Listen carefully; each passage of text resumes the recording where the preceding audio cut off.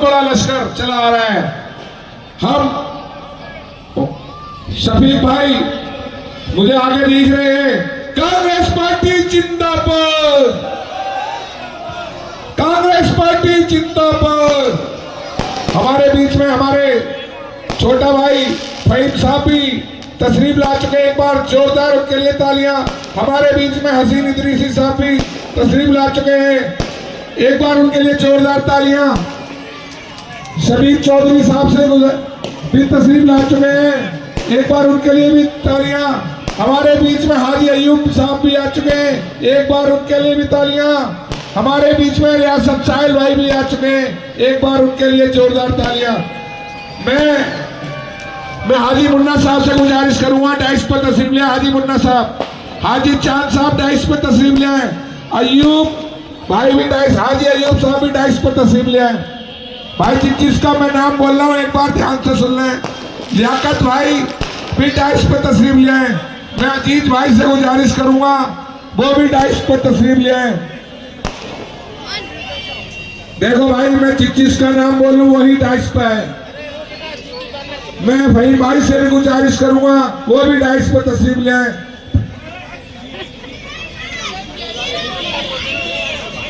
अस्सलाम वालेकुम। मैं हाजी मुन्ना साहब से गुजारिश करूंगा मंच पे तशरीफ ले आए।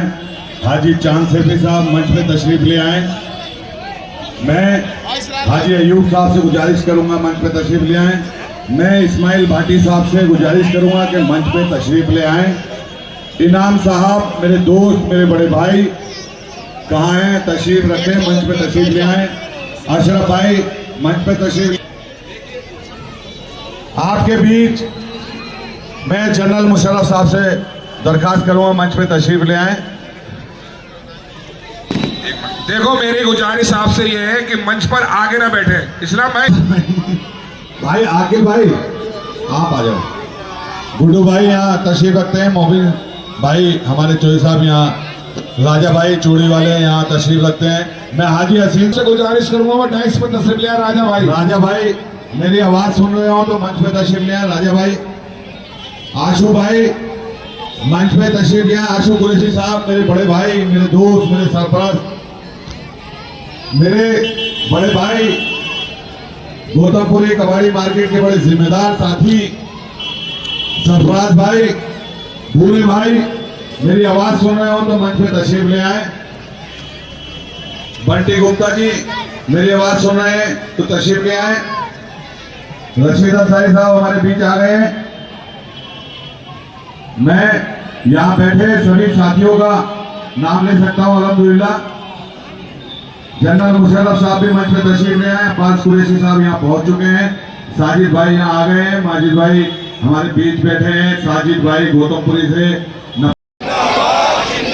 अरे कांग्रेस पार्टी जिंदाबाद, मोहर लगेगी, अरे मोहर लगेगी, अरे मोहर लगेगी। क्या है पे, अरे क्या है पे, क्या है पे, क्या है पे, हाथ पे, हाथ पे, हाथ पे। हमारे बीच में यूसुफ साहब तशरीफ ले आए, अरशद बहुत जल्दी मंच पे तशरीफ ले आए। अख्तर भाई अपनी बात रखते हुए। अस्सलाम वालेकुम साथियों, भाइयों, मेरे मोहल्ले के बुजुर्गवारों और मेरे छोटे भाइयों, ठीक है, आप लोग सोचते होंगे कि बबलू भाई ने, देखो मैं बता दूं, मुझे मोहल्ले में सारे लोग बबलू कहते हैं कि बबलू भाई ने आम आदमी पार्टी क्यों छोड़ी, वो तो बहुत अच्छी पोस्ट पे थे। केजरीवाल जिनसे हमें लड़ाता रहता था, आज उसकी गोद में जाकर बैठ गया। क्या उसने सही किया, बताइए ईमानदारी से। मैं अख्तर भाई को 2 मिनट के लिए रोकना चाहता हूं। देखिए ये इतिहास बनने जा रहा है इस्लामपुर विधानसभा। देखिए कांग्रेस का रेला आपकी तरफ बढ़ रहा है। मैं सभी साथियों से गुजारिश करूंगा, हमारे भी कमल भाई सिलमपुर से, कमल गाजी साहब सिलमपुर से अपनी टीम के साथ, ये देखिए ये काफिला कांग्रेस का है और ये कांग्रेस का इतिहास बनना जा रहा है। सिलमपुर के दाइश पे तशरीफ ले आए। बाकी सभी साथियों से गुजारिश करूंगा, ये कांग्रेस का रेला है, इसको थोड़ा संभाल के चलाओ, ये बढ़ता जा रहा है। मैं कमल भाई से भी गुजारिश करूंगा कि दाइश पे तशरीफ ले आए। मेरे बड़े भाई, मेरे दोस्त हाजी रईस साहब मंच पे तशरीफ ले आए, कमल भाई मंच पे तशरीफ ले आए, कमल गाजी साहब। अरे मोहर लगेगी, अरे मोहर लगेगी, अरे मोहर लगेगी।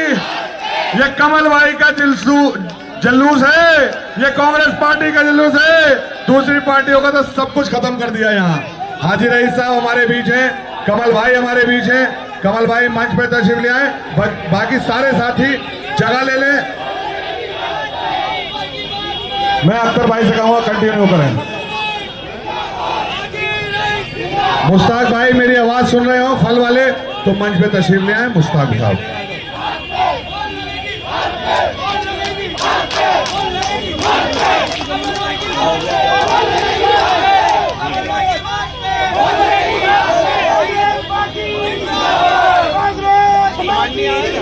मैं अब इस प्रोग्राम को आगे बढ़ाते हुए सभी साथियों से गुजारिश करूंगा, हमारे बहुत सीनियर साथी, हमारे दोस्त अख्तर सिद्दीकी साहब यहाँ अपनी बात रख रहे हैं। अख्तर भाई,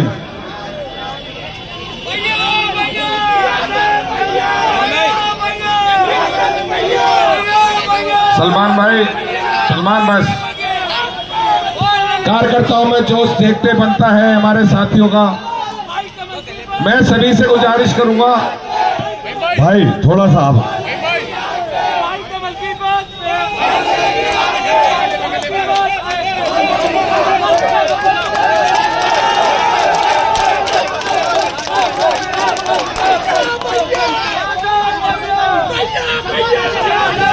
भैया,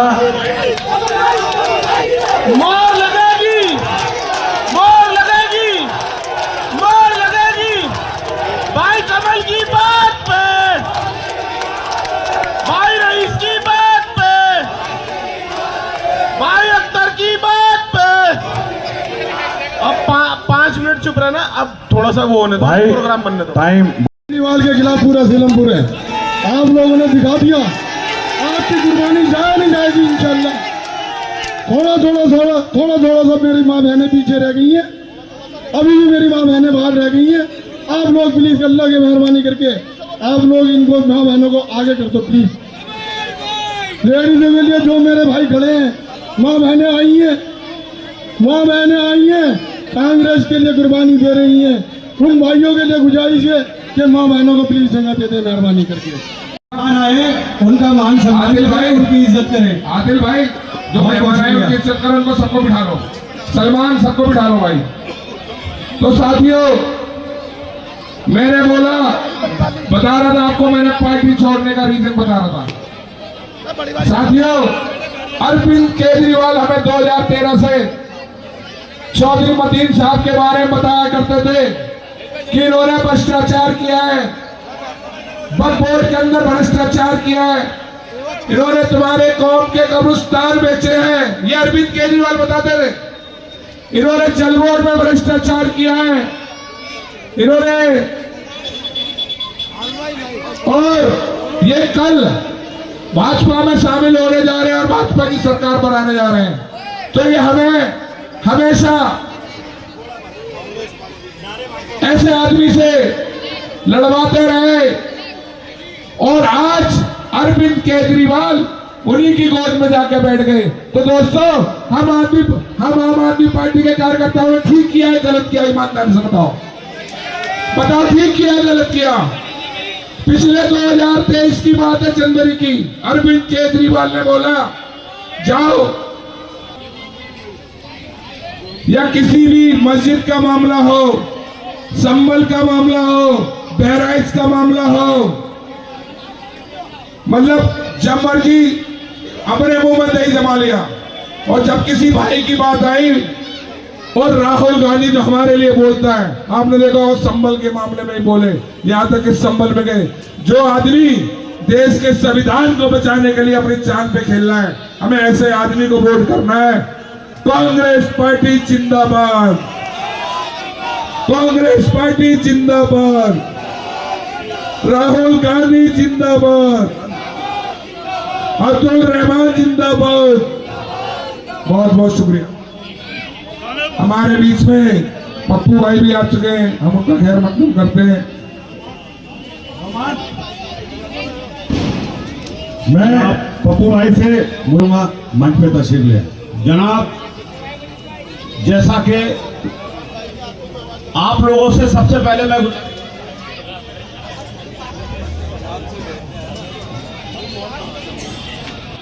कि आंधियां मगरूर दरख्तों को पटक जाएंगी और बस वही साख बचेगी जो लटक जाएगी। अस्सलाम वालेकुम। हमारे बीच रियान भाई भी हैं, मैं उनका भी स्वागत। मैं चंद बातें कहकर अपनी बात को खत्म कर दूंगा। मैं आप लोगों को कुछ चीजें याद दिलाना चाहता हूं। मैं आपको दिल्ली में हुआ एक दंगा याद दिलाना चाहता हूं।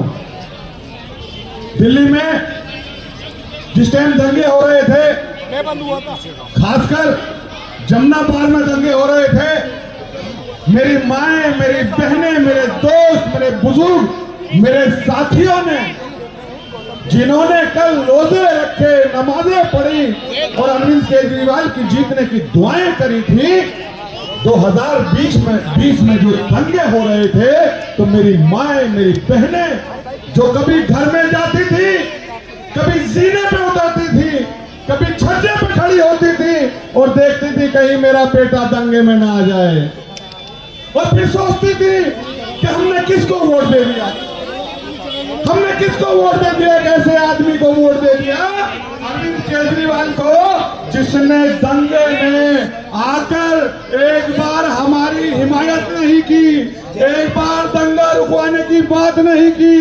क्या हमने ऐसे आदमी को वोट दे दिया जो हमारे बच्चे बंद होते रहे, हमारे बच्चे पिटते रहे? हाँ, इसी चौक पर हम चिल्लाते रहे, इसी चौक पे लोग चिल्लाते रहे, कहाँ अरविंद केजरीवाल? लेकिन मुख्यमंत्री सुनने को तैयार नहीं था, अपने घर में सोता रहा।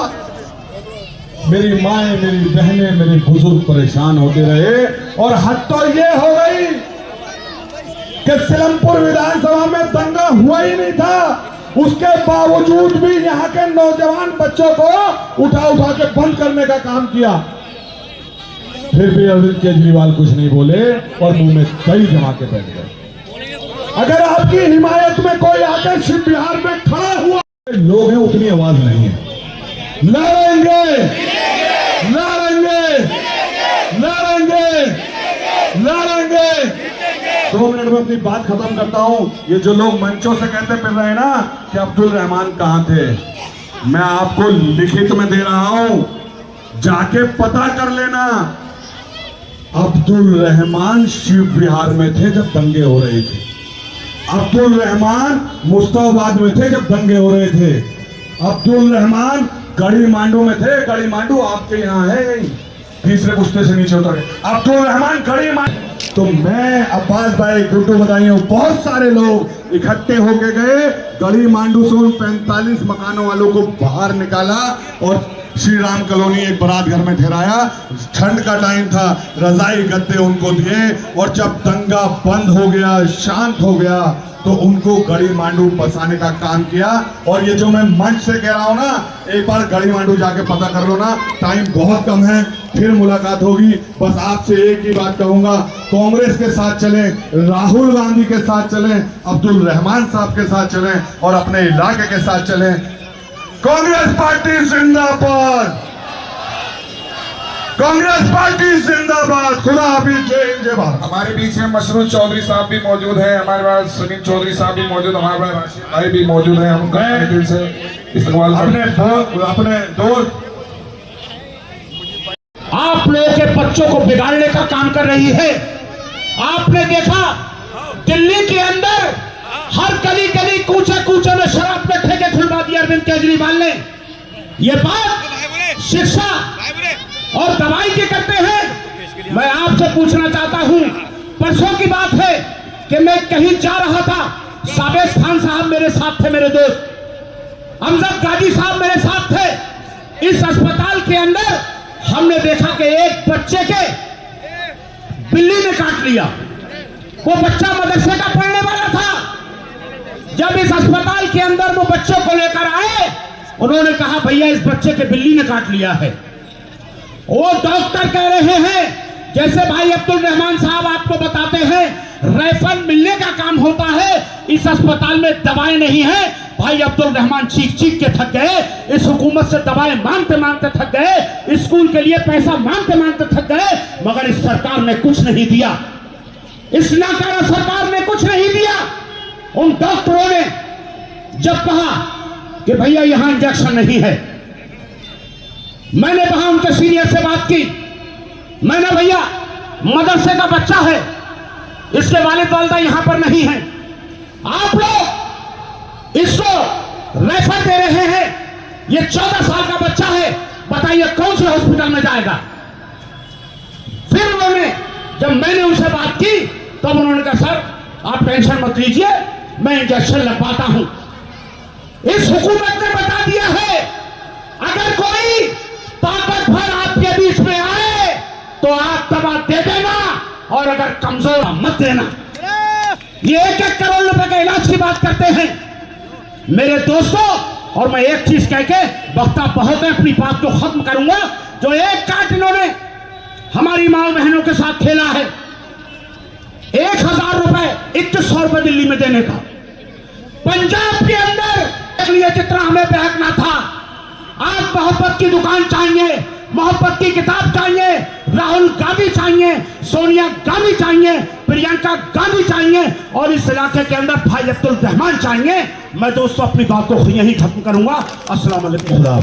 बहुत अच्छे जनरल साहब अमजद गाजी साहब हमारे बीच हैं, गुफरान भाई हमारे बीच हैं, आजाद भाई हमारे बीच में है, रियाज भाई हमारे को बदल डालो, याद रखो, बदल डालो, बदल डालो, केजरीवाल को बदल डालो। जोर से सबको नारा बोलना है, सबको बदल डालो, बदल डालो, केजरीवाल को बदल डालो, बदल डालो, बदल डालो। हाथ पे, हाथ पे, हाथ पे, हाथ पे, जोर से और जोर से, हाथ पे। मैं इसको धोखा देख के भाग गए, लेकिन पिलर अपनी जगह खड़े रहे। एक बार राजीव शर्मा जी के लिए जोरदार तालियां बजा के उनका स्वागत है। राजीव शर्मा।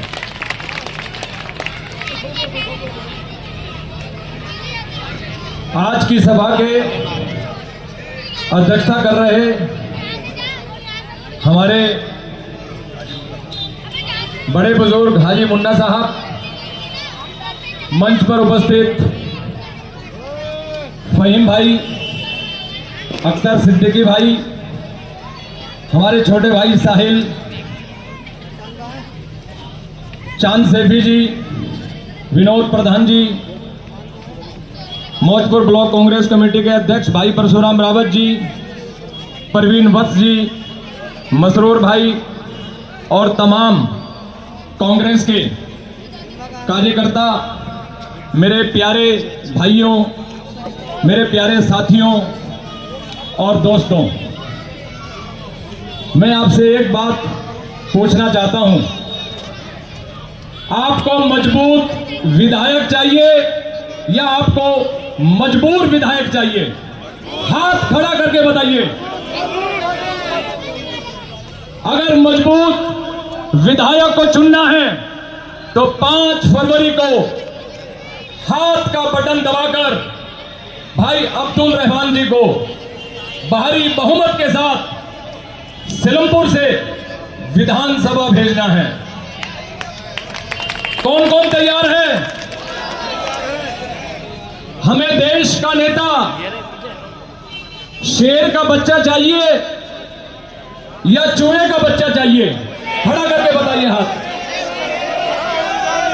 अगर शेर का बच्चा चाहिए तो हमें हिंदुस्तान का ही नहीं, विश्व विख्यात हमारा नेता राहुल गांधी के हाथों को मजबूत करना है। और राहुल गांधी के हाथ तभी मजबूत होंगे जब हम कांग्रेस को जिताएंगे, और कांग्रेस तभी जीतेगी जब यहां से भाई अब्दुल रहमान भारी बहुमत के साथ जब रिजल्ट खुले, जब 8 तारीख को रिजल्ट की घोषणा हो तो सबसे पहले सिलमपुर विधानसभा का नाम आना चाहिए और पता लगना चाहिए कि सिलमपुर से भाई अब्दुल रहमान 80,000 वोटों से विजय प्राप्त हुए हैं। बहुत बड़े, बहुत बड़े। ये 80 है। ये जब हम घरों से पहले मतदान और उसके बाद जलपान। अभी एक पोस्टर निकला था, बड़े नेताजी ने जब आम आदमी पार्टी ज्वाइन की तो उन्होंने एक पोस्टर निकाला था। मैं हाजी मोहब्बत अली साहब हमारे बड़े हैं, हमारे सरपरस्त के पीछे खड़े हैं। लोग चाहते हैं कि आप तशरीफ लाएं। आगे हाजी नजाकत साहब भी आ जाएं, सादिक साहब मंच पे तशरीफ ले आए। एक बार जोरदार तालियों से हाजी मोहब्बत अली साहब का, नजाकत भाई का और मिर्जा कमेटी का स्वागत करेंगे। तालियां बजा दें एक बार, जोरदार तालियां। मोहब्बत भाई हमारे बहुत ही पुराने साथी हैं। जब हम छोटे छोटे हुआ करते थे तब मोहब्बत भाई हमारे पिताजी के साथ कांग्रेस का झंडा लेकर घूमते थे। बहुत पुराने साथी हैं। मोहब्बत भाई से गुजारिश है कि वो मंच पे आ जाएं।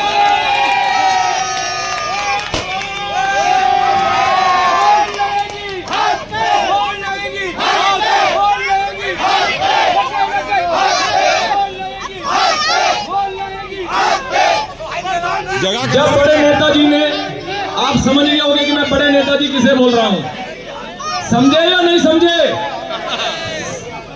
जब बड़े नेताजी ने आम आदमी पार्टी ज्वाइन की तब उन्होंने एक पोस्टर निकाला। अब हम एक बार जोरदार तालियां बजा दें। मोहम्मद अली साहब मंच पे आए थे। भाई अनवर पंजाबी साहब भी मंच पे हैं। एक बार जोरदार तालियां बजाएं भाई। पप्पू भाई, मैं पप्पू भाई से गुजारिश करूंगा और मुजीब भाई से गुजारिश करूंगा मंच पे तशरीफ ले आए। पप्पू भाई,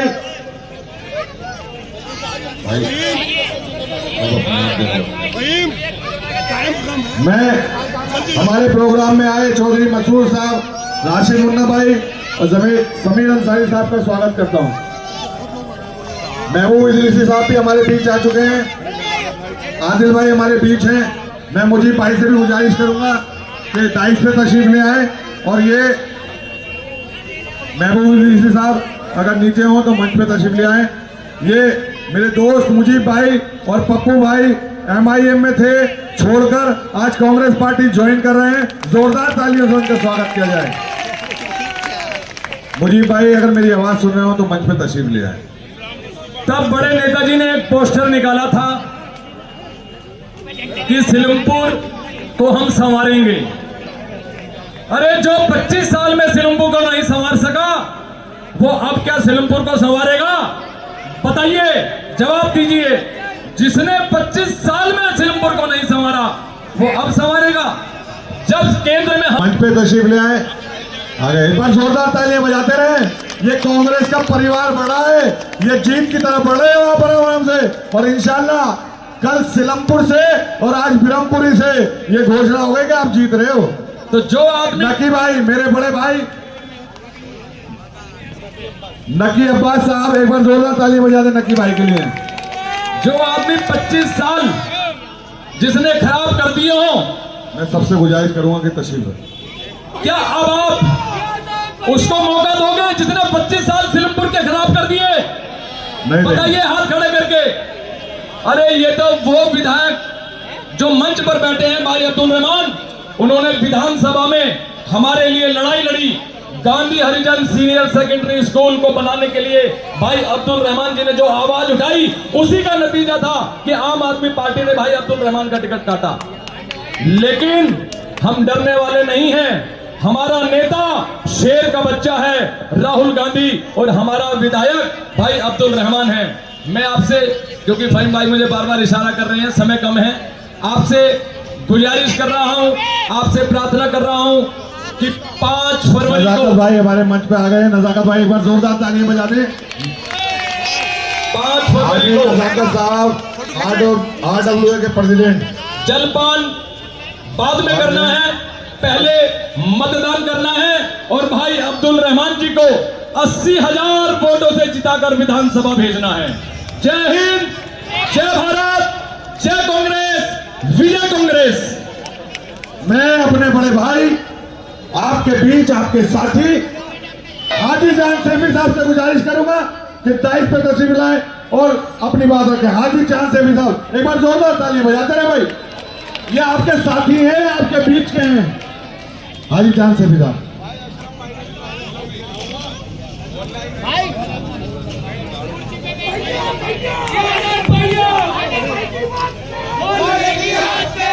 बहुत बहुत शुक्रिया मेरे छोटे भाई फहीम साहब, जो जब से मैंने राजनीति स्टार्ट करी मेरे साथ रहा। आज अल्लाह का शुक्र है कि वो मंच का संभाल रहा है और मंच को संभाल रहा है। इस मीटिंग के हमारे सदर साहब, उनसे इजाज़त लेते हुए हरदिल अजीज हमारे कैंडिडेट भाई अब्दुल रहमान साहब, सीलमपुर की आन बान शान मेरे भाई हारून पहलवान साहब, हाजी अनीस साहब मेडिकल स्टोर वाले, हाजी रियाज साहब, भाई मोहम्मद प्रधान जी, फहीम भाई और मेरा सबसे चहीता साहिल रियासत जो मेरा भाई है, इस इलाके से चुनाव लड़ा था, और मेरे सभी इलाके के सम्मानित लोग, बुजुर्गों, दोस्तों और भाइयों। अभी बात ये चल रही थी कि हम पहले इसमें थे, पहले इसमें थे, पहले उसमें थे।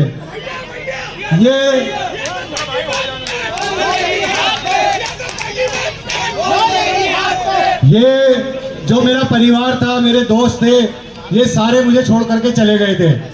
लेकिन कहते हैं ना, इन्नल्लाह मा साबिरीन, अल्लाह सब्र करने वालों के साथ है। आज अल्लाह का शुक्र है कि 2 गए हैं हमारे बीच में से और अल्लाह ने हमें 2000 से ज़्यादा लोग दे दिए हैं।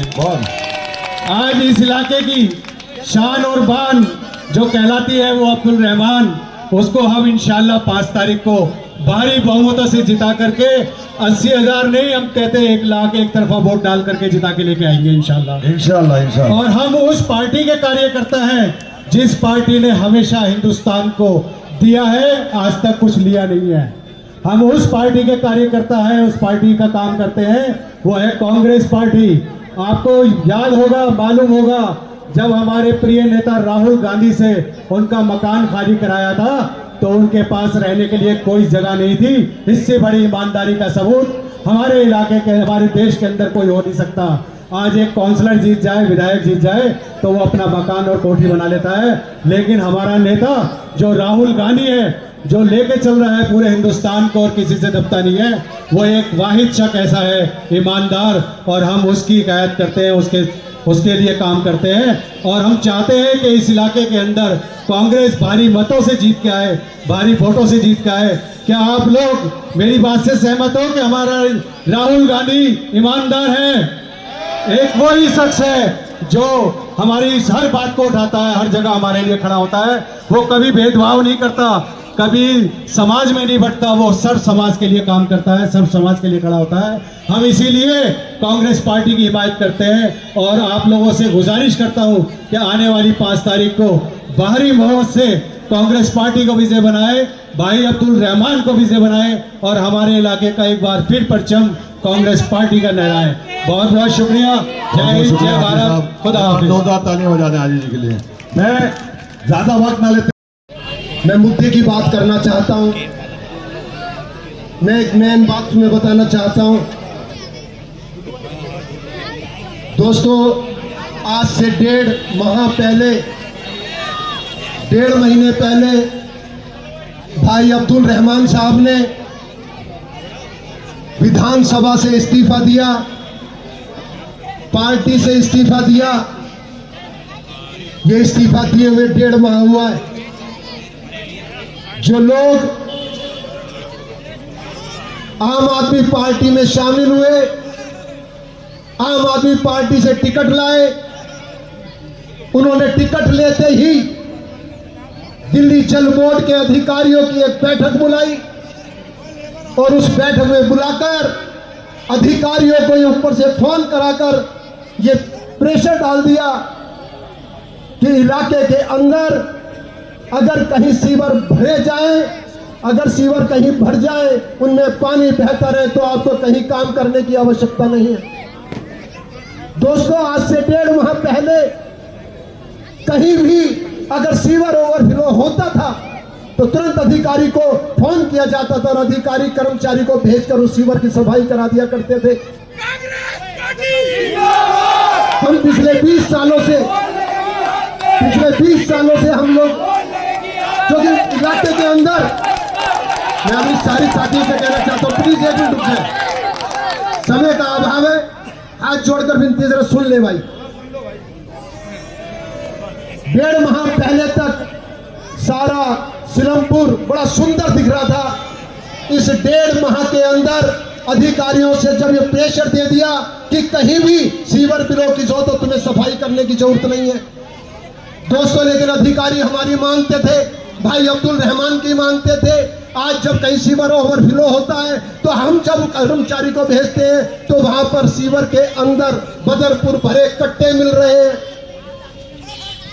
गलियों में पानी भरा पड़ा है, कट्टों में कतरने भरकर लोगों ने घेर दी।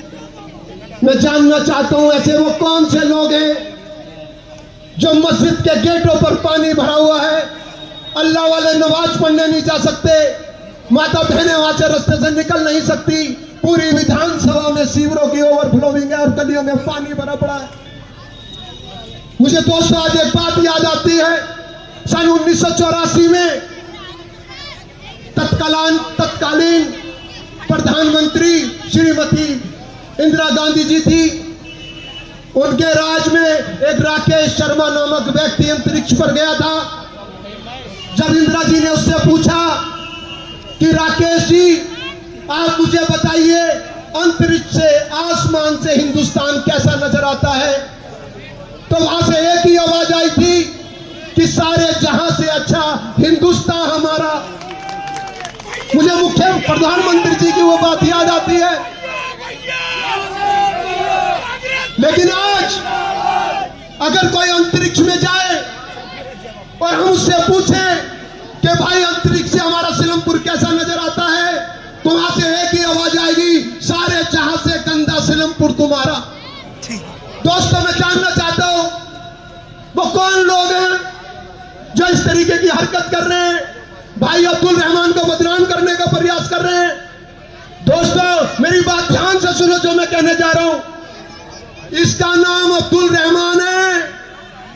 अगर इसके नाम से अब्दुल हटा दिया जाए तो इसका नाम रहमान है। तुम गलत आदमी से पंगा ले रहे हो। इससे पंगा लेना बड़ा क्या पड़ेगा। अब्दुल रहमान से पंगा ले सकते लेकिन रहमान से पंगा नहीं ले सकते। मैं हाथ जोड़कर आपसे विनती करता हूं, यह कांग्रेस का वो मंच है, इस मंच पर अगर राजीव शर्मा बैठा है तो अरशद भाई बैठे, इस मंच पर अगर विनोद बैठा है तो परशुराम रावत बैठा है। दोस्तों ये कांग्रेस का मंच है। इतना सुंदर मंच सिर्फ कांग्रेस का हो सकता है।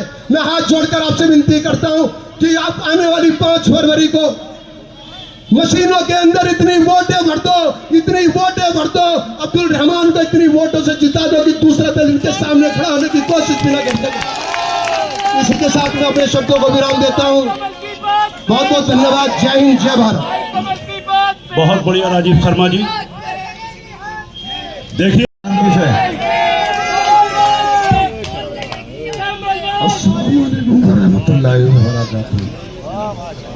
मैं सभी भाइयों को स्वागत अदा करता हूँ कि अल्लाह ताला ने आप सबको जो है तौफीक अता फरमाई कि आप सच्चे और हक मंच पे, सच्चे और हक मंच पे सभी साथी आए।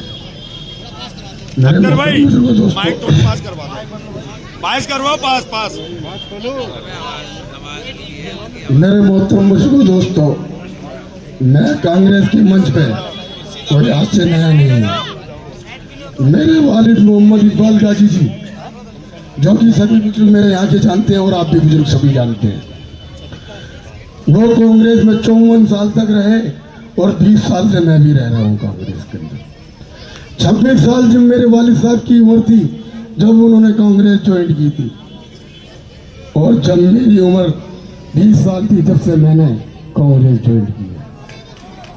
मैं आप लोगों को सभी को ये बताना चाहता हूँ कि कांग्रेस ने पार्टी ने जब से इस शहर में, इस देश में हुकूमत करी है, कभी किसी को ये कहने का मौका नहीं मिला कि तुम्हें कब्रिस्तान मिलेगा या नहीं मिलेगा।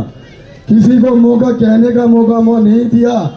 आज़ादी के बाद ये कहने का मौका नहीं मिला कि मुसलमानों को मस्जिदें मिलेंगी या नहीं मिलेंगी। किसी को मौका ये कहने का नहीं मिला कि तुम्हें मंदिर मिलेंगे या नहीं मिलेंगे। ये बात बुजुर्ग भी जानते हैं कि ये सीलमपुर, कोतमपुरी, ब्रह्मपुरी ये सब एक गड्ढे में था। जाफराबाद, चौहान बागर ये सब एक गड्ढे में था। मेरे मोहतरम बुजुर्गों, दोस्तों, ये जो शमशान घाट, वेलकम वाला कब्रिस्तान जो है, ये शमशान घाट था। आज मैं आप सबको एक बात बताना चाहता हूँ और मैं अपने बड़ों से एक बात पूछना चाहता हूँ, क्या वो मेरे बड़े बताएंगे?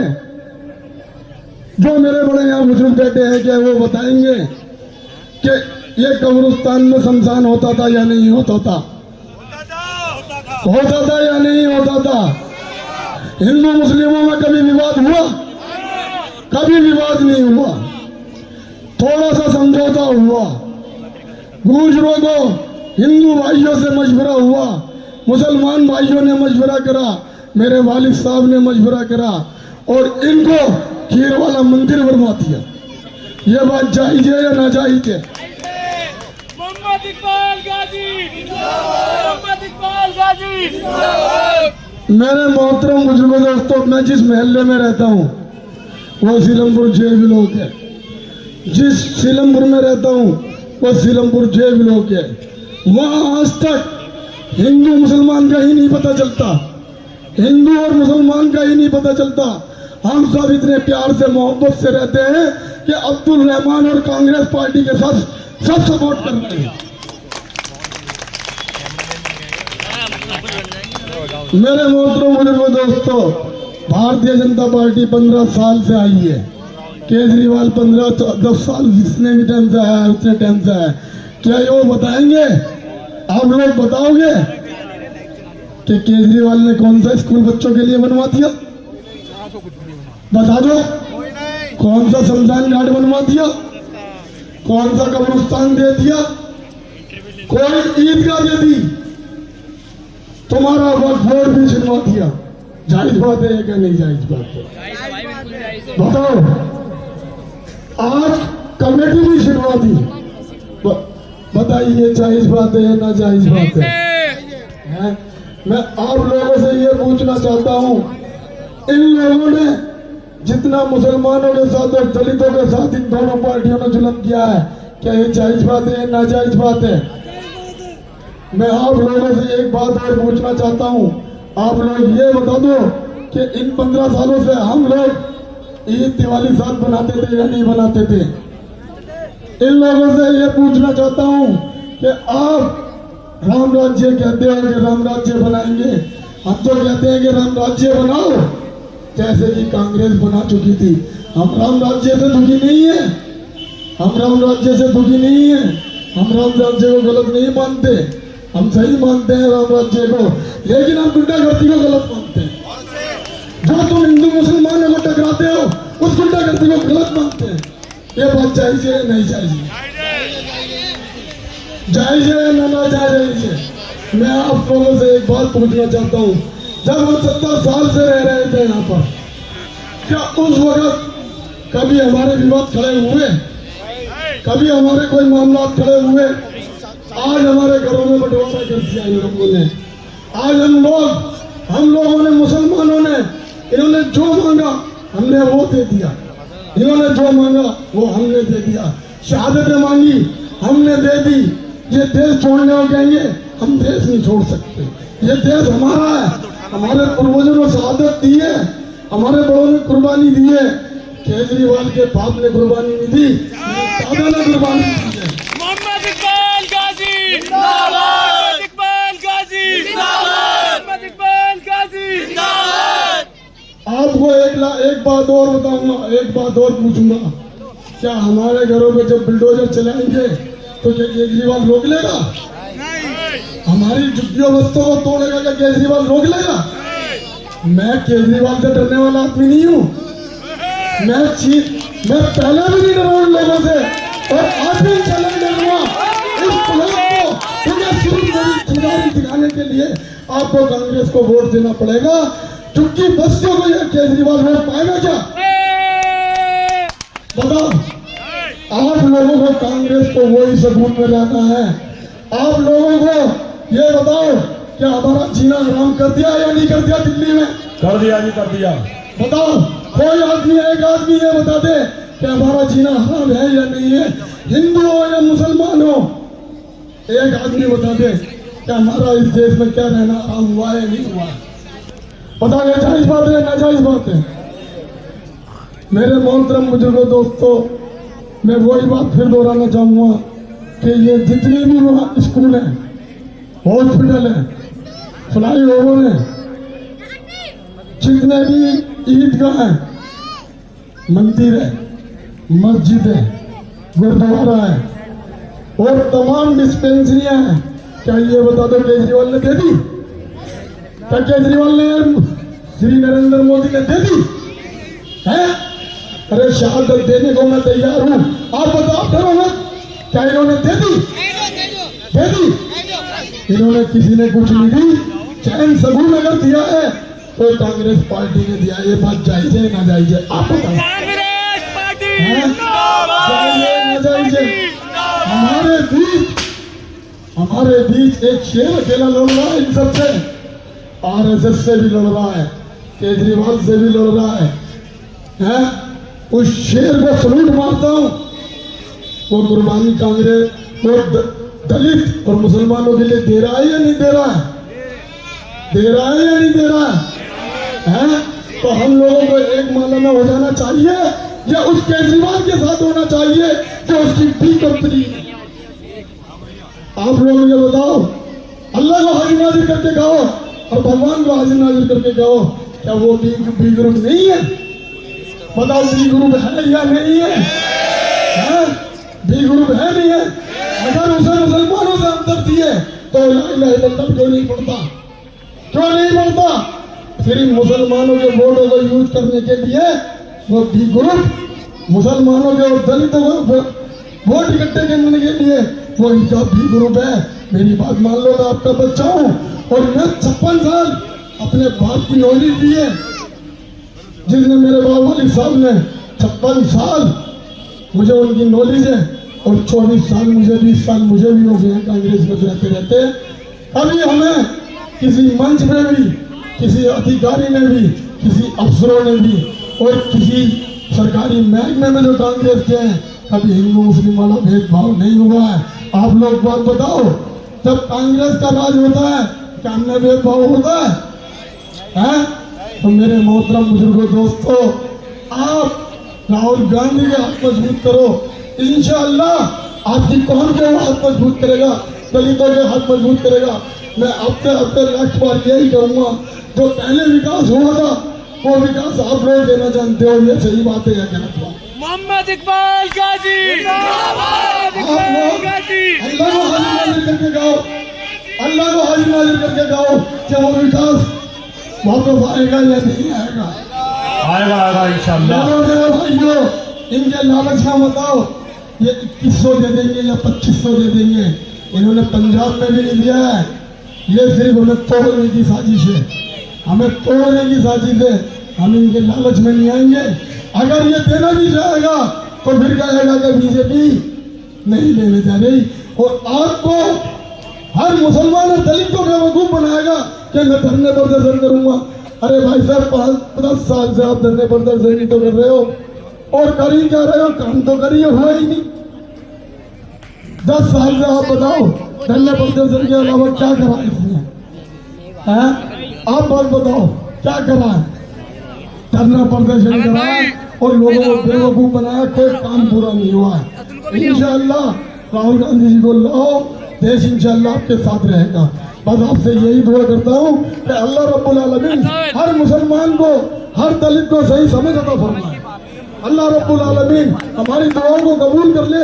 आज हमारे घरों में, परिवारों में एक डर और खौफ पैदा इन दोनों ने कर रखा है। हमारी झुग्गी झोपड़ियों को तोड़ने का एक डर खौफ पैदा कर रखा है। हमारे घरों को परेशान करने का इन्होंने डर खौफ पैदा कर रखा है। आप लोग इस डर खौफ के साए को निकाल दो, इंशाअल्लाह इंशाअल्लाह हम जीतेंगे। कमल भाई की बात पे, कमल भाई की बात पे अब मैं अपने बड़े भाई गौतमपुरी के शेर जनाब साहिल साहब को बुलाना चाहूंगा कि वो आए और अपने ख्यालात का इजहार करें। मेरे बड़े भाई साहिल रियासत साहब, मेरे छोटे भाई साहिल रियासत भाई, ब्लॉक अध्यक्ष के पहनकर रेशमी कपड़े अदाकारी नहीं करते। इस शेर के लिए, इस शेर जैसा शेर सुना रहा हूं आप लोगों को, तालियों से स्वागत करिएगा मेरे भाई का। पहनकर रेशमी कपड़े अदाकारी नहीं करते, हम अपनी मुफलिसी के साथ गद्दारी नहीं करते, हम अपनी मुफलिसी के साथ गद्दारी नहीं करते। जब आ जाता है वक्त तो उठा लेते हैं हाथों में नेज़े, जब आ जाता है वक्त तो उठा लेते हैं हाथों में नेज़े। हम पहले से कभी जंग की तैयारी नहीं करते। साहिल साहब आपकी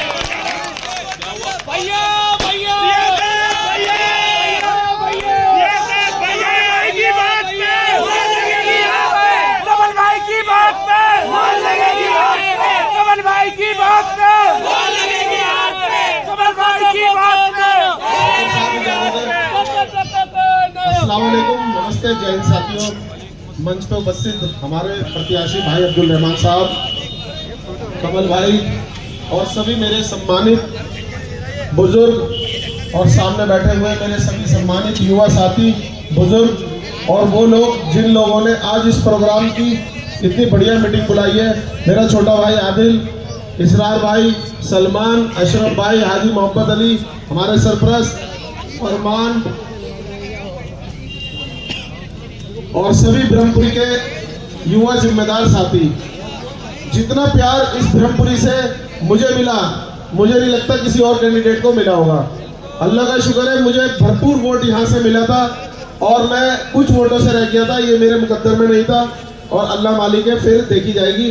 अब हम जो लड़ाई लड़ रहे हैं वो उस आरएसएस के छोटे रिचार्ज से लड़ रहे हैं जिसने इस दिल्ली को बर्बाद करने का काम किया है, जिसने हमारी माँ बहनों को एक लॉलीपॉप टॉफी दी है 2100 रुपए की। वो केजरीवाल जो पंजाब में अभी तक 3 साल से उसकी गवर्नमेंट बनी हुई है, अभी तक 1000 रुपए नहीं दिए हमने वहाँ। रियासत भाई यहाँ की काम बात करने की बात आएगी, थोड़ा सा अगर रियासत भाई से रखिए मोहब्बत करते हैं तो बड़ा मेहरबानी भाई रियासत साहब की बात सुने। भाई जी 2100 रुपए देने की बात करता है हमारी माँ बहनों को। वो केजरीवाल आरएसएस का छोटा रिचार्ज जिसने दिल्ली को बर्बाद कर दिया, जिसने इस दिल्ली को बर्बाद कर दिया। वरना जितने हमारे लोग थे कांग्रेस के टाइम में, कारोबार भी मजबूत थे, हम लोग भी मजबूत थे, हिंदू मुस्लिम सिख ईसाई सब आपस में मिलजुल के रहते थे, कोई डर का माहौल नहीं था, कोई खौफ का माहौल नहीं था।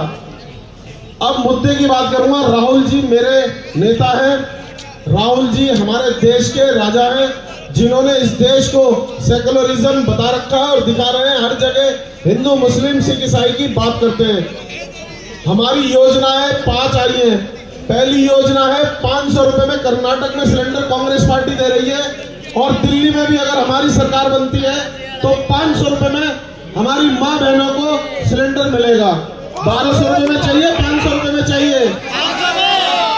कर्नाटक में कांग्रेस की सरकार है, वहाँ 2500 रुपए प्यारी दीदी योजना चल रही है, 2500 रुपए हमारी माँ बहनों को मिल रही है। लॉलीपॉप चाहिए या 2500 रुपए चाहिए?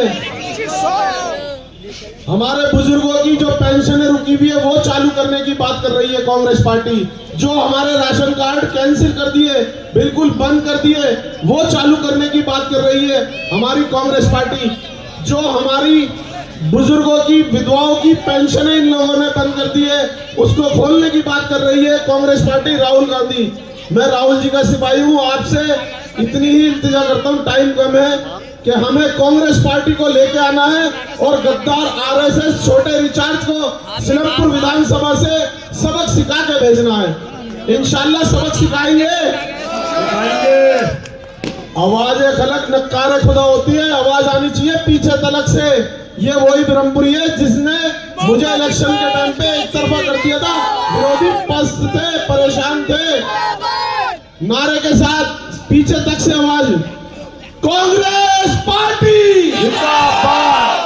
आवाज खलक नक्कारे खुदा, आवाज में आवाज पहुंचनी चाहिए राहुल जी उस तक, केजरीवाल के आरएसएस के छोटे रिचार्ज तक। जैसे मैंने और मेरी टीम ने चौहान बांगर से जाफराबाद से उसको काले झंडे दिखा के भगाया था, ऐसे ही आवाज पहुंचनी चाहिए, राहुल गांधी जिंदाबाद, कांग्रेस पार्टी जिंदाबाद, भाई अब्दुल रहमान जिंदाबाद, ब्रह्मपुरी की जनता जिंदाबाद। अस्सलाम वालेकुम। शुक्रिया साहिल साहब। हमारे भी भाई अमीन साहब भी तशरीफ रखते हैं, शौकीन मलिक शौकीन साहब भी, और मास्टर पप्पू भाई की बात पे पप्पू भाई की बात पे इंशाल्लाह। बस 1 मिनट का समय मिला है, विधायक जी भी मुझे दिखा रहे भाई टाइम ओवर हो गया, 1 मिनट समझ लो बस। आपके भाई अब्दुल रहमान साहब, आपके अपने विधायक, आपके अपने चहीते दोस्त को बुलाना चाहूंगा कि भाई अब्दुल रहमान साहब आए और अपने ख्यालात का इजहार करें।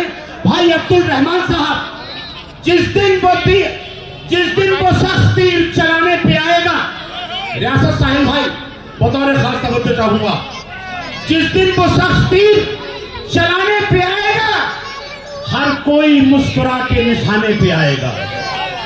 जिस दिन वो सख्त तीर चलाने पे आएगा, हर कोई सख्त तीर निशाने पे आएगा। आवाज दे रहे हैं 72,000 लोग, आवाज दे रहे हैं भाई अब्दुल रहमान साहब को 72,000 लोग, लेकिन वो सिर्फ एक मेरे बुलाने पे आएगा। भाई अब्दुल रहमान साहब आपके बीच, आपके दिलों की धड़कन। अब्दुल रहमान साहब की स्माइल पे, अब्दुल रहमान की बात पे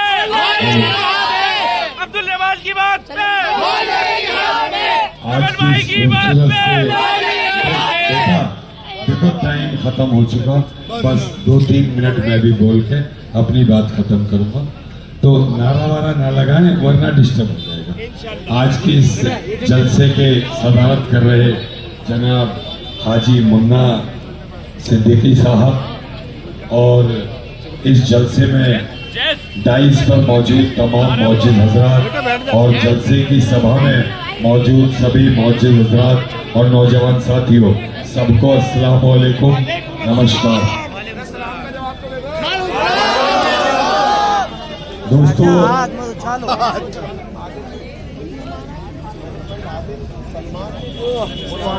भाई इसका मैनेजमेंट आदिल सलमान भाई और उनकी टीम का बहुत बहुत शुक्रिया, दिल से शुक्रिया। पहले नाम बोल दो, फिर मैं बोलता ही नाम,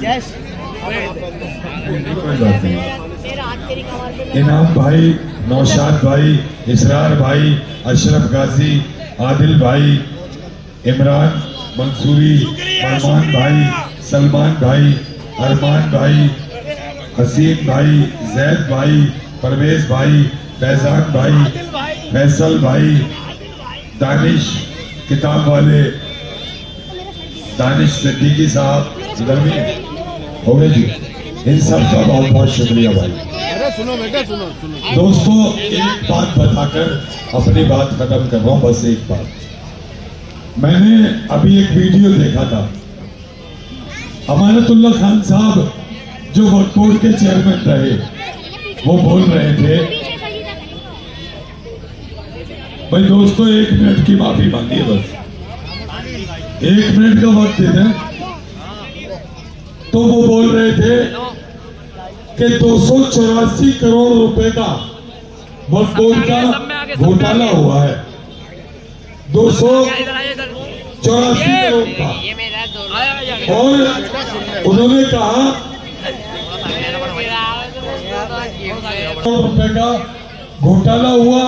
सेलेक्ट सिटी मॉल शायद सब जानते होंगे, साकेत के अंदर सबसे बड़ा मॉल है दिल्ली का, जो कब्रिस्तान के ऊपर बसा हुआ है, कब्रिस्तान पे बना है, और वो कब्रिस्तान की जमीन मॉल को किसने दी? हमारे 21 साल रहे विधायक जी ने, और पंजाब खौर की 62 बीघे का कब्रिस्तान उसे लीज पर बिल्डर को किसने दिया? हमारे पूर्व विधायक जी ने। दोस्तों, बहुत दिन से मैं भी अपने इलाके के लिए कब्रिस्तान लाने की कोशिश कर रहा था। अल्लाह का शुक्र है 99% कामयाबी हासिल हो गई, 1% बची है, और 1% भी क्या है कि बस एक आखिरी साइन होने हैं, और 10-5 दिन में वो भी हो जाएंगे, और कब्रिस्तान आपको एक नहीं देना, तो एक नहीं इंशाअल्लाह 2 कब्रिस्तान आपके इलाके को मिलने जा रहे हैं। और दोनों जमीन भी आपको बता रहा हूं, पहली जमीन होगी मोहब्बत अली भाई के बारात घर के सामने वाली, ये वाला और दूसरी जमीन होगी ब्रह्मपुरी वालों, तुम्हारे लिए तो बहुत नजदीक और बहुत अच्छा हो जाएगा इंशाअल्लाह। और दूसरी जमीन है, जब हम ब्रह्मपुरी पुलिया से अस्पताल की तरफ आएंगे तो खत्ते के बराबर में जो पार्किंग है, वो पार्किंग दूसरी जमीन आपको बढ़िया, बहुत बढ़िया। अब दोस्तों, मैंने अभी बताया कि एक आदमी जिसने कब्रिस्तान बेचे हैं, एक आदमी जो आपके लिए कब्रिस्तान लेकर आ रहा है, वोट किसको देना है ये आपकी मर्जी के ऊपर। कांग्रेस पार्टी अब्दुल रहमान को वोट दे, जिसको आपको देना हो ये आपकी मर्जी है। दोनों तरफ दोनों चीजें आपके सामने हैं, एक वो जो बेच रहा है, एक वो जो लेकर आ रहा है। और एक चीज, अभी मेरे भाई ने, फहीम खान ने यहाँ बहुत बड़ी बात दिल्ली दंगों से लेकर और तमाम तरह की बातें बताई। मेरे दोस्तों, हमारी ब्रह्मपुरी से बहुत सारे बच्चों की गिरफ्तारियां हुई। मैं ये नहीं कहता कि वो हिंदू बच्चे थे या मुसलमान, जो भी बेगुनाह थे वो बेगुनाही में पुलिस ने उठाकर बंद किए, और पूरी दिल्ली के अंदर अगर उनके खिलाफ, पुलिस के खिलाफ कोई आवाज उठाने वाला था तो वो आपका बेटा, आपका भाई था। मैं आपको अपनी विधानसभा की रिकॉर्डिंग सुनवाता हूँ, आपको यकीन आ जाएगा। अध्यक्ष महोदय, कल दिल्ली के इंद्रलोक इलाके में ये तो इंटरलोक सुबह की नमाज अदा कर रहे लोगों पर पुलिस ने आकर लाते बजाई, उनको ठोकरें मारी। इस बर्बरता के लिए शंकर कुमार सब इंस्पेक्टर, सराय रोहिल्ला थाना का सब इंस्पेक्टर, काली उसे सस्पेंड कर दिया गया। अध्यक्ष महोदय, मैं कहना चाहता हूं कि उस पर गंभीर धाराओं में मुकदमा चलना चाहिए। किसी भी धर्म का कोई पूजा कर रहा हो, कोई अरदास कर रहा हो या कोई नमाज पढ़ रहा हो, इसी पूजा में, नमाज में आकर लात बजाना, ठोकरे मारना बिल्कुल गलत है, एकदम सरासर गलत है। सर, ऐसे व्यक्ति को बर्खास्त करना चाहिए और उसके खिलाफ मुकदमा चलाना चाहिए। ये जो एक जुमे की नमाज पढ़ते हुए इंद्रलोक में सब इंस्पेक्टर ने लाते मारी थी, वो थी। ये दिल्ली दंगा जब हुआ, में एक जगप्रवेश चंद नाम से हॉस्पिटल है, ये हॉस्पिटल की है। एक मिनट हट गई, मैं चला जाता हूं।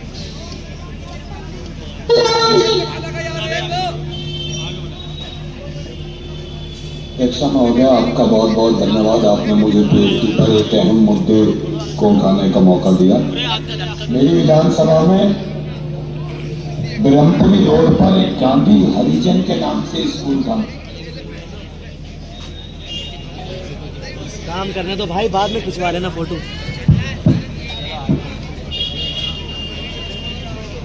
भाइयों, जो ये बताया खून खोलने वाली बात है या नहीं है? जो तो 5 को दिखाइए।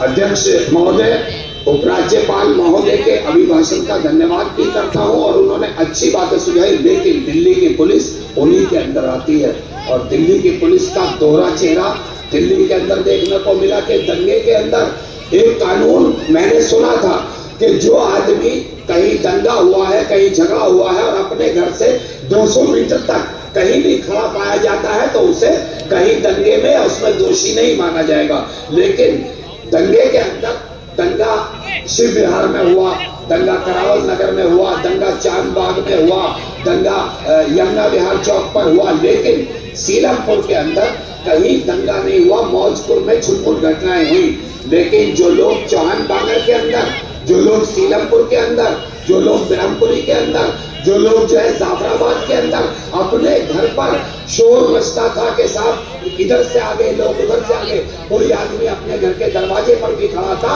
तो दिल्ली की पुलिस ने उठाकर उसको जेल में डालने का काम किया और उस पर 302 जैसी धाराओं में उसे बंद करने का काम किया। ऐसे 50 बच्चे, अध्यक्ष महोदय, ऐसे सैकड़ों बच्चे आज भी दिल्ली की जेलों में बंद हैं, जो बेकसूर हैं, जो बेगुनाह हैं। अध्यक्ष महोदय, जो बेगुनाह बच्चे दिल्ली की पुलिस ने जांच की करके उन बच्चों को जेलों में डाला है।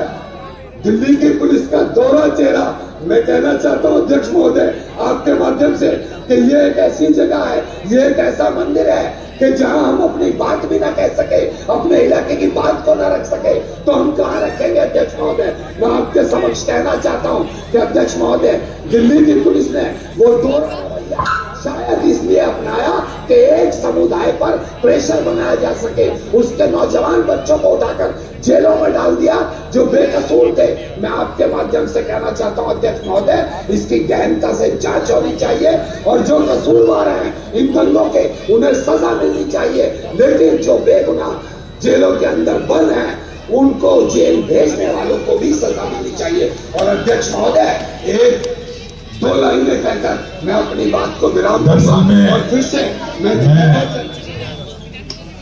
हर वो मुद्दा, चाहे वो ब्रह्मपुरी रोड को लेकर हो, चाहे ब्रह्मपुरी रोड पर गांधी हरिजन स्कूल को लेकर के हो, चाहे वो हमारे अस्पताल को लेकर के हो, हमारे इलाके के खराब पड़े सीवरों को लेकर के हो, जब जब मैंने उठाया अरविंद केजरीवाल को लगा मैंने उसके बाप के मकान से ईंट खींच ली।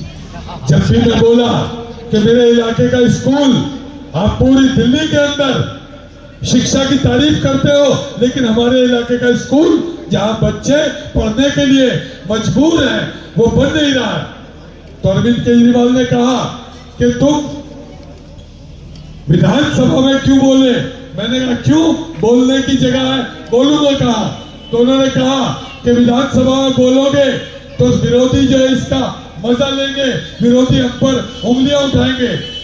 मैंने कहा तो बनवा दीजिए, नहीं बना। मैंने उनसे फिर अस्पताल को कहा कि ये अस्पताल जो डिस्पेंसरी से भी बदतर है, वो अस्पताल न वेंटिलेटर है, न सीटी स्कैन है, न MRI है, और हद तो यह है कि कभी कभी अल्ट्रासाउंड के लिए भी बाहर जाना पड़ता है, न डॉक्टर है न नर्स है। तो जब लड़ाई लड़ता रहा तो फिर मुझे विधानसभा में बोलना पड़ा, जो उन्हें बहुत नागवार गुजरा।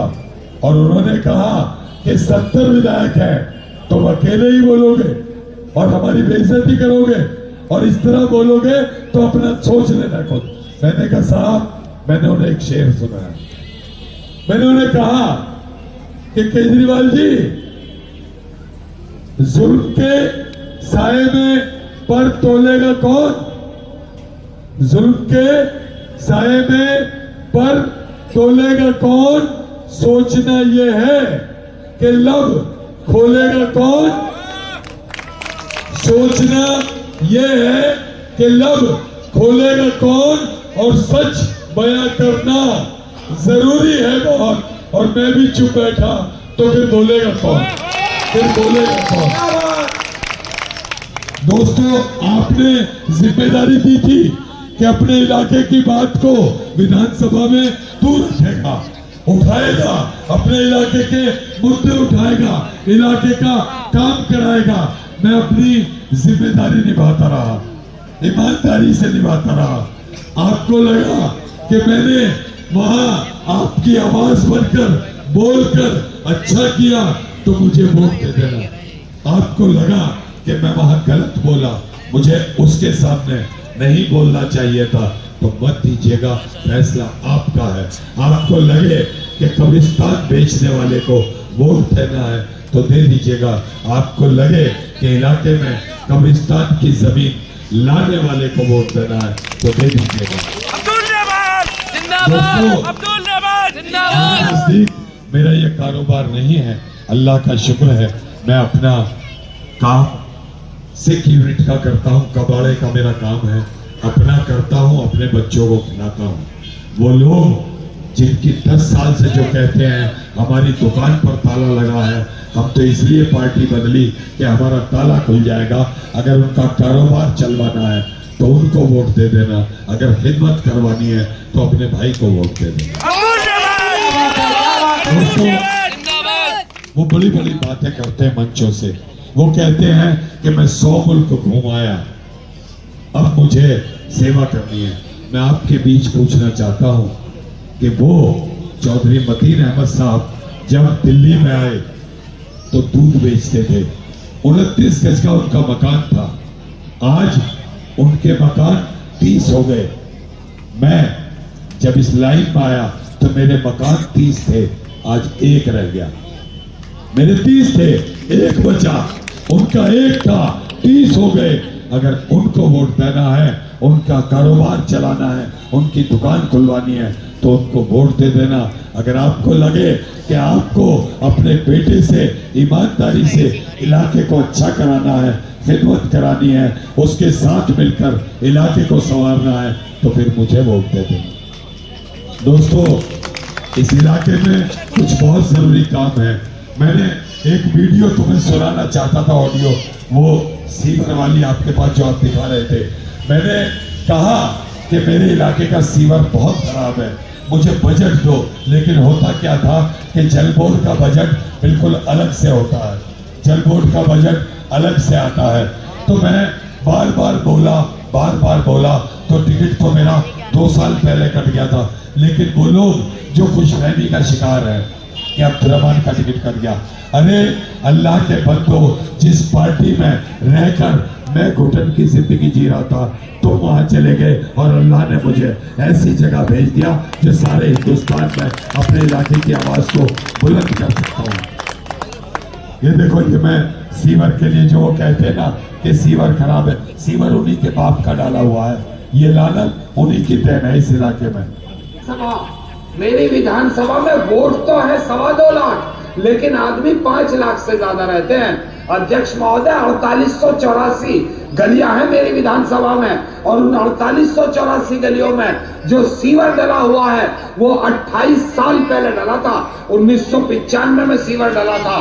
छोटी छोटी पाइपलाइन डली थी, जगह जगह ओवरफ्लो होता है, लोग गालियां देते हैं, लोग 50-50, 100-100 के झुंड में इकट्ठा होकर झुंड बना करके मेरे ऑफिस पे आते हैं और हंगामा करते हैं, और एक रीच बंद हो जाती है। एक मैन हॉल से दूसरे मैन हॉल तक का जो पाइप होता है उसे रीच कहते हैं। अगर एक रीच बंद हो जाती है और उस पाइप को बदलने की जरूरत है तो उसके लिए जब भी पता करोगे फंड नहीं है। पानी गंदा आ रहा है, पानी का पाइप लीक कर गया, अगर पाइप लीक को बदलना है उसको तो जवाब आएगा फंड नहीं है। सरकार जितने भी बहुत सारे मैनहोल ऐसे नीचे उतर गए, उनके रिंग टूट गए, घेरे टूट गए, मैनहोल टूट गए, उनको बदलने के लिए फंड नहीं है। अगर सरकार किसी भी काम को कराने के लिए कहें कि भाई ये काम तो टेंडर हो चुका, इसे करा दो, कोई ठेकेदार काम नहीं कर रहा है क्योंकि ठेकेदारों की पिछले कई वर्षों से पेमेंट नहीं हुई है।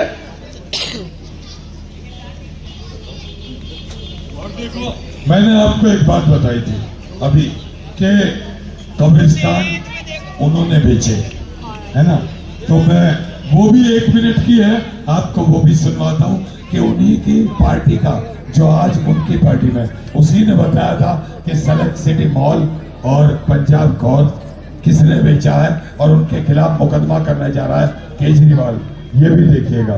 तो दोस्तों, मैं एक चीज और बता रहा था आपको कि आपका भाई आपके बीच रहकर इंशाअल्लाह अपने इलाके के लिए काम करेगा। और ये मेरे जितने नौजवान दोस्त हैं, जितने नौजवान दोस्त खड़े हैं, इन सबको भी बताना चाहता हूँ कि कांग्रेस पार्टी एक ऐसी पार्टी है कि जब जब कांग्रेस देश में आई है तब तब खुशहाली आई है, लोगों के चेहरों पर खुशहाली आई है, लोगों के चेहरों पर हंसी आई है। और जब कारोबार करने में एक आदमी के चेहरे पर खुशहाली आती है तो भाई साहब परिवार खुश रहता है, पूरा घर खुश रहता है। और जब कारोबार नहीं होगा, फ्री की आदत डालोगे तो क्या होगा इस देश का। दोस्तों, बहुत दिक्कत की बात है, बहुत परेशानी की बात है। कल एक तो मैं आप सबको दरख्वास्त करना चाहता था कि कल ऋषि कदम मार्ग पर आपका जलसा है, आप सबको ऋषि कदम मार्ग पर शिरकत करनी है और टाइम है 8 बजे। सबसे बड़ा उदाहरण था पंजाब खोर में वक्फ बोर्ड की 62 बीघा जमीन को एक गैर मुस्लिम बिल्डर को महज 12 से 50 रुपए महीने के किराए पर देना। जी हाँ, 62 बीघा जमीन सिर्फ 1250 रुपए। अब सोचिए, इस गैर जिम्मेदाराना फैसले ने वक्फ बोर्ड को कितना बड़ा नुकसान पहुंचाया।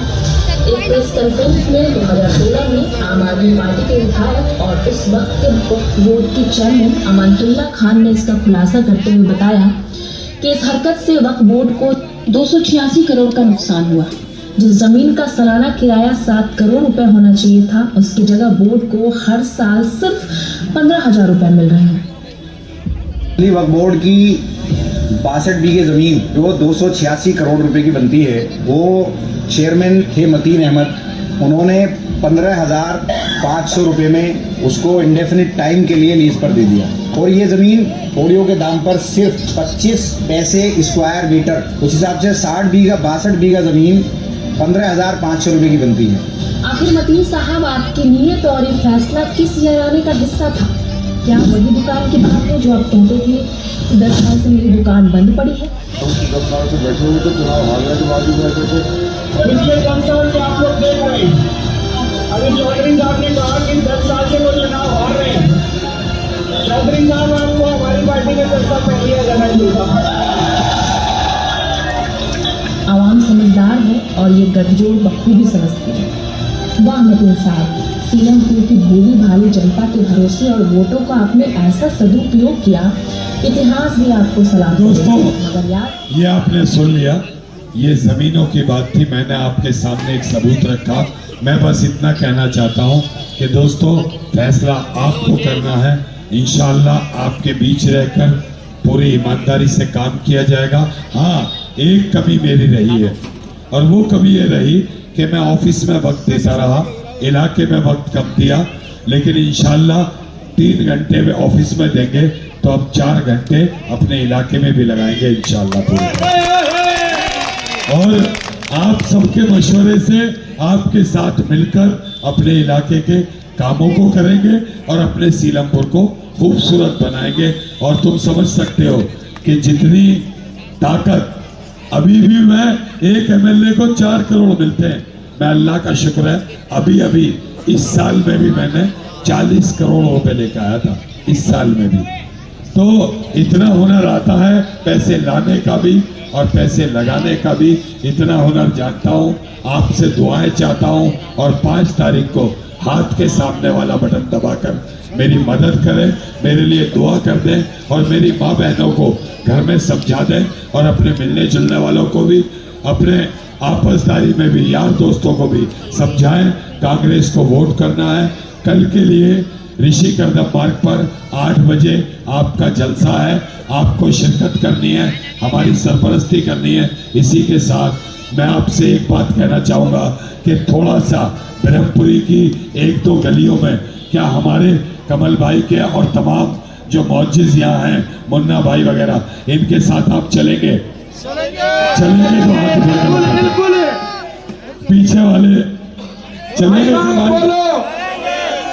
ठीक है फिर इंशाल्लाह। अस्सलाम वालेकुम, खुदा हाफिज़।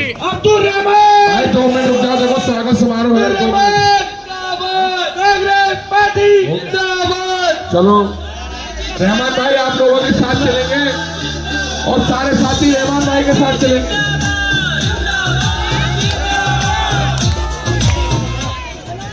मैं रहमान भाई से गुजारिश करूंगा सदर साहब को स्वागत कर दें। रहमान भाई